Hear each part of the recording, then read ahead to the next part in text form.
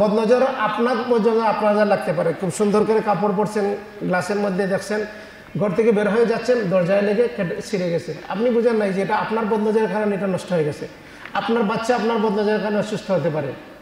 এই জন্য রাসূল সাল্লাল্লাহু আলাইহি সাল্লাম ওই যে সহিহ বুখারীর যে ঘটনা, ওইখানে যার বদনজর লাগছিল, আমাদের দেশে যদি বদনজর, রাসূল সাল্লাল্লাহু আলাইহি সাল্লাম বলছেন বদনজরের চিকিৎসা হচ্ছে যে যদি আইডেন্টিফাই করা যায় যে কার দ্বারা আক্রান্ত হয়েছেন।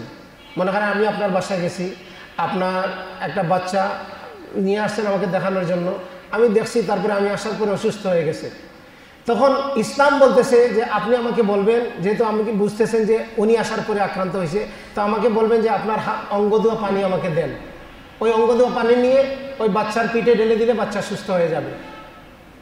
কিন্তু আমাদের দেশে এই হাদিস মানুষ জানে না। এটা অনেকগুলো হাদিসের মধ্যে এই বর্ণনা আসছে, সহিহ মুসলিমের মধ্যে বর্ণনা আসছে, কেউ যদি তোমাদের কাছে পানি চায় তাহলে তোমরা যেন পানি দিয়ে দেবে। এখন আমরা যদি বলি কাউকে পানি দেওয়ার জন্য, তাহলে কি হবে, ঘরে একটা ঝগড়া লেগে যাবে। বলবে হ্যাঁ, ফুফু বলবে আমার বদনজর লাগবে, নানি বলবে আমার বদনজর লাগবে, দাদা বলবে আমার বদনজর লাগবে। আর আপনাদের মতো নামাজি লোক হলে বলবে আমি নামাজ পড়ি, আমি কোরআন পড়ি, আমার বদনজর লাগবে কেন?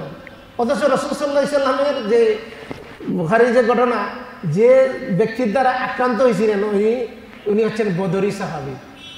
সুবহানাল্লাহ। বদর যুদ্ধে অংশগ্রহণকারী একজন সাহাবী প্রশংসা করছেন, আর তার প্রশংসার মধ্যে দোয়া না থাকার কারণে ওই ব্যক্তি অসুস্থ হয়ে যায়।